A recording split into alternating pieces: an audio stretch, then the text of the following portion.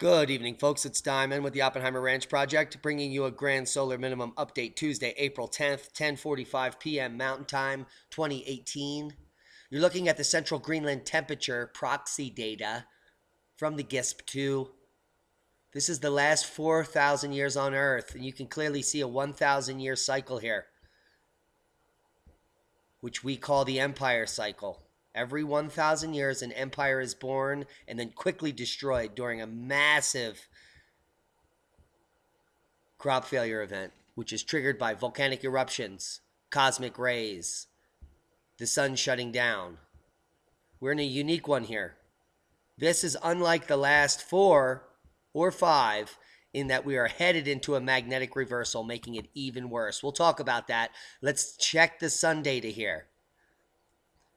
For those people in the mainstream reporting that this grand minima is going to only last for 5, 10, 20, 30 years, here's the data. If this is the recovery here, it's going to be less than the recovery from what you've just experienced. If the recovery is cycle 27, there is no recovery. It's down, down, down. If this is what the warm period is they're saying we're going to come out of, then it's going to be much colder 10 years later. So don't believe the hype. Start preparing now. From 75 degrees to 45 in one day, the Northeast is about to experience the grand solar minimum whiplash. Heads up. People, warmists saying it's going to be 80 in Philly tomorrow. Yeah, well then there's going to be a blizzard and it's going to be freezing. For all intents and purposes, this weekend is going to be summer, followed by winter. Heads up. With them telling you how warm it's going to be, and not preparing you for the cold, this is just is a setup for disaster. People are not going to react very well. Now, they're well aware of it up here in Billings, Montana, where the upcoming storm could bring 9 inches and shatter the all-time recorded seasonal snowfall record in Montana, where it snows all the time in July.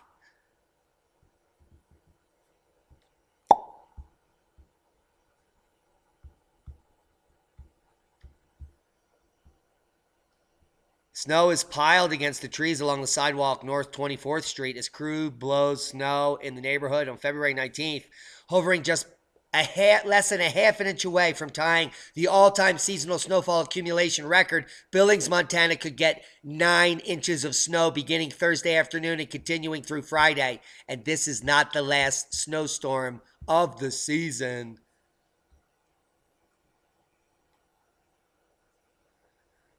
Flint, Michigan is poised to break the all-time winter weather record. Flint is on the doorstep of a major winter weather record, total seasonal snowfall, just like Billings, Montana. The burst of snow on April 9th brought Flint Bishop 1 inch of new snow, which has now recorded 83.5 inches of snow this winter. The current season snowfall, 83.9 inches. Another half inch of snow, and Flint will have just experienced its snowiest winter ever recorded in Michigan.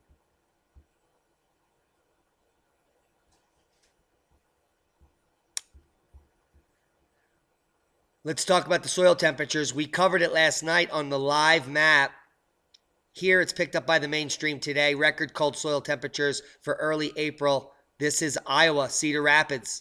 Look at the departure from normal. It is going down. It should be up here. This is the average. It's 16 degrees, the soil, below average, which means it has a very long time to rise. Thanks to the extremely cold start of the month of April, the typical climb in 4-inch soil temperatures has essentially come to a halt. No, it hasn't. It has dropped off a cliff. For the last 2 weeks, the temperature has dropped 7 degrees in the subsurface. And they're not telling you the truth in this article. It's pathetic.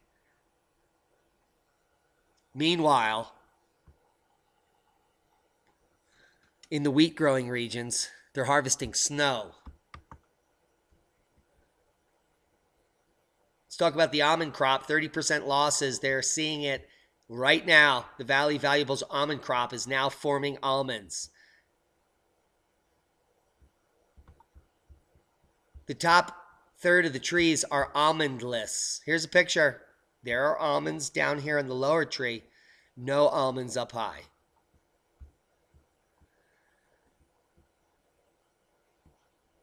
That should have tons of nuts up there, said Ryan Jacobson. Yes, it should. Doesn't matter how good your vision is, Ryan. There are no nuts. The tops of the almond trees in Jacobson Easton's orchard are bare. Many nuts have fallen to the ground. What are you, nuts? No, we're just following historical information, and we're well aware of the modern eddy minimum, and we're well aware that we are here, and we're about to drop off a cliff, and the next 20 years of our life is going to be very difficult. Severe thunderstorms, snow, and tornadoes wreak havoc across New Zealand. It's the hottest year ever. A complex low crossed New Zealand on Tuesday, April 10th, bringing heavy rains, strong winds, destructive tornadoes, tens of thousands of lightning strikes, and low elevation snow. 30,000 homes were left without electricity.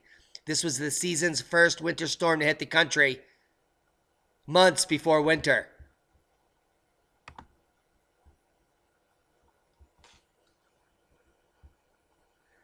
Northeast states in India to experience extreme weather for the next 24 to 48 hours. That will lead to crop losses, and it already has. This extreme weather is ongoing. Nature's fury leaving farmers in agony in the region of Kamam. Unseasonal rain damages paddy maize crops on 12,000 hectares in Kamam. Farmer ends life. Yep, this has been happening ongoing in India. The devastation caused by the hailstorm in Pinpaka, Mandal, in Bhadrari, Kottayam district a few days ago prompted a paddy grower in Thuduram to end his life in desolation on Friday. Another grief-stricken farmer died of a heart attack, unable to come to terms with an earlier spell of untimely rain. Let's go to the GFS model. There's the blizzard. Monday morning. And if we just bring it back here to Saturday morning, the storm extends from Utah to Maine.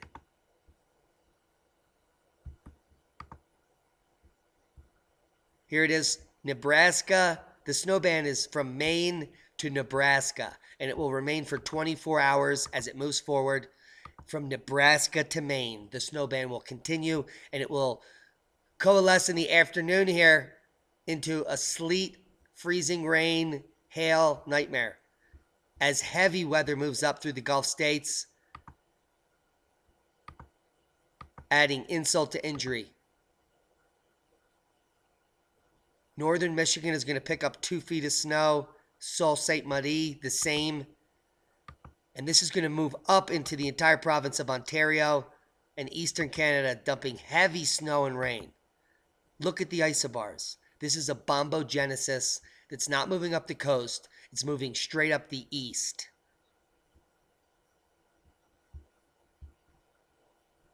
This brings us out to Tuesday. So this storm is now making its way onshore. In the next 24 hours, it's going to bring heavy rain and mountain snow to Washington and the Sierras. As it develops, heavy snow moving through Idaho, all of Montana, all of South Dakota, Nebraska.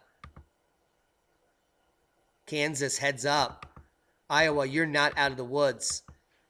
And this is going to be a big snowmaker for southern Canada, southeastern Canada, Ontario, northern Michigan, Sault Ste. Marie, and we're going to be watching this very closely. This is a dangerous, dangerous storm. And then we have the second bombogenic snowmaker here showing up on the GFS, April 23rd. Could bring up to a foot of snow in just outside of New York City and Boston as we get into April.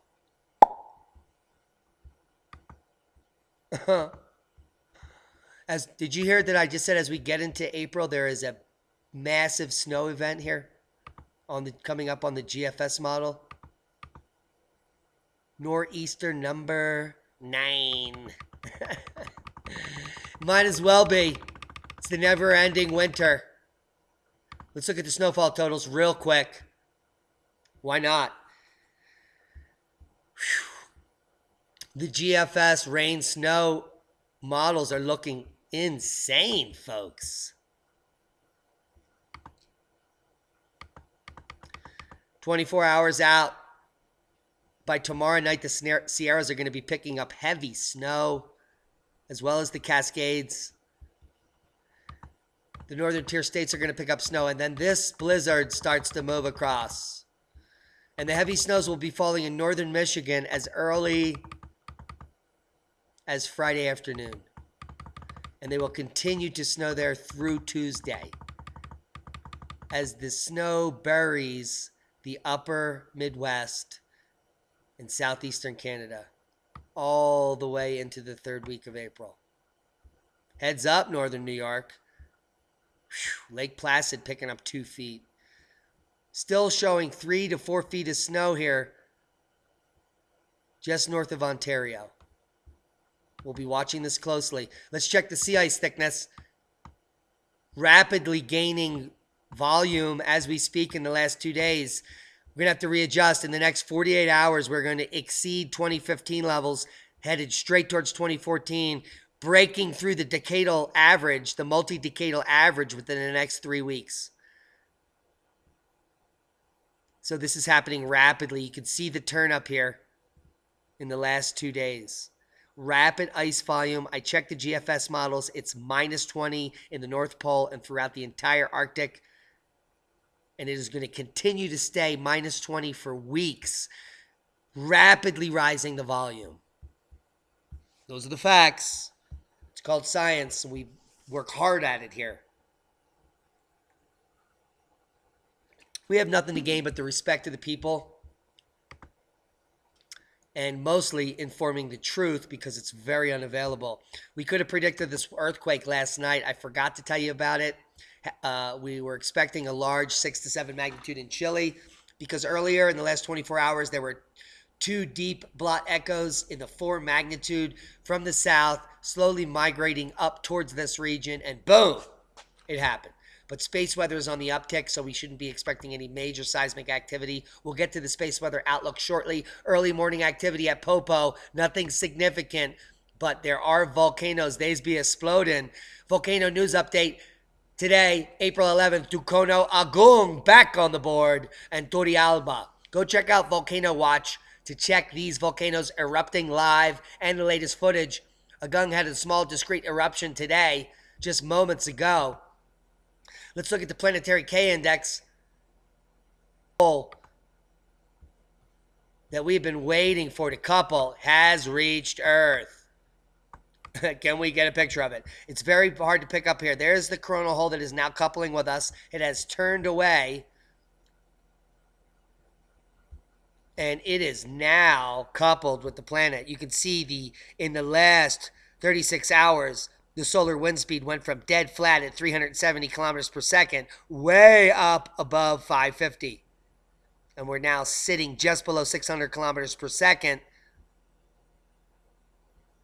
That's a magnetic storm, folks. Let's quick check to see if we have any aurora up there for you to look at.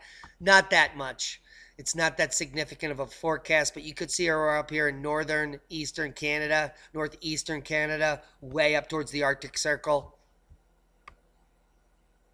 So we're going to be watching this geomagnetic storm as it progresses. It's just a solar wind stream, so it should be nothing significant. The most detailed map of Earth's magnetic lithosphere is coming out from the European Space Agency using data provided by the trio of swarm satellites, combining it with historical data from the German CHAMP, and you get one badass motherfucker. Now, this is a lithospheric magnetic map, which is amazing. It will not enlarge for us. Thanks, watchers. But what you'll see is a very detailed map of the crustal magnetic field, the likes of which, as a geologist, we have never seen. This is very high resolution. This is going to pinpoint structural dynamics that we've never been able to see in the subsurface.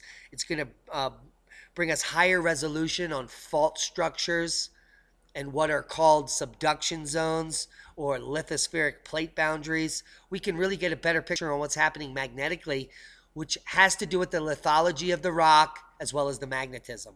And so a lot of good stuff is going to come out of this. I'll leave you links to that. You can check it out for yourselves. Let's talk about the Little Ice Age Encyclopedia Britannica. Really good resource here if you want to get some more base knowledge on what's happening in the future of your life because of what's happened in the past.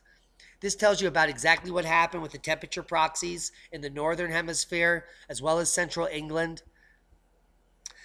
The spike in temperatures are followed by, so there's heat spikes and there's cooling spikes throughout these lows. What you're looking at here is the centennial minimum. This is the 1960s minimum. The centennial minimum through the Maunder minimum is all this low period. Here's the Little Ice Age. Here's the Dalton minimum, centennial minimum, modern warm, 60s cold. We've already turned around the cusp here and we're sitting down around here, which is not where the peak of the medieval warm is. This is actually a very bad graph. Here's the adjusted temperature data. So we're well below any of the other warm periods ever. In fact, we're matching the European Dark Age slightly. So in the next few years, we're going to match the climatic time period of the European Dark Age, and then shortly followed by the Little Ice Age, and then surpassing it very quickly. So that is the future. Come take a look. It talks about geographic extent, effects on civilization, causes, and variability in solar. Revised historical solar irradiance coming out this week, the 1st of April. There's no consensus on the amplitude of the historical solar forcing, but this paper suggests they may have been off by up to 6 times, a factor of 6. So as we go into the eddy minimum, we actually might be dropping off a cliff 6 times bigger than expected. I'll leave this paper. I think it's very important. The CMIP6 data we're using is up here in this flat lines of green and blue. The adjusted Chronos data are these huge swings here, representing the centennial minimum, the Dalton minimum, and the Maunder minimum. The eddy minimum is predicted to be down here. So heads up, it could be worse than we expect as far as total solar irradiance. But guys, that's the least of our worries. The Earth's magnetic pole is flipping. The weakening shield and the migrating poles are the biggest worry in your lifetime. You can check the visual here from magneticreversal.org. Thanks to Ben Davidson over at suspiciousobservers.org.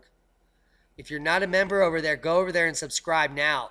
You're missing out on critical scientific information that you need to make sense of all these changing times. Over here in the graphic, you can see Earth's weakening magnetic shield, which is the poles flipping.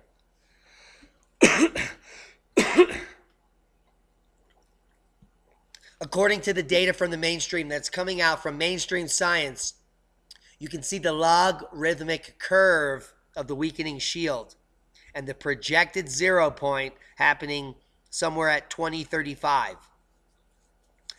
What does a projected 0 point mean for me and you? Well, no one knows, because the last time the magnetic excursion of this scale happened was the last mass extinction in North America 11,500 years ago, when the mammoths died with still chewing their food up in Siberia, instantly, frozen, flash frozen. We're headed into the same exact type of event. If you want more data, come over here and click on the videos on the right, and you can see how how fast the magnetic pole is actually shifting.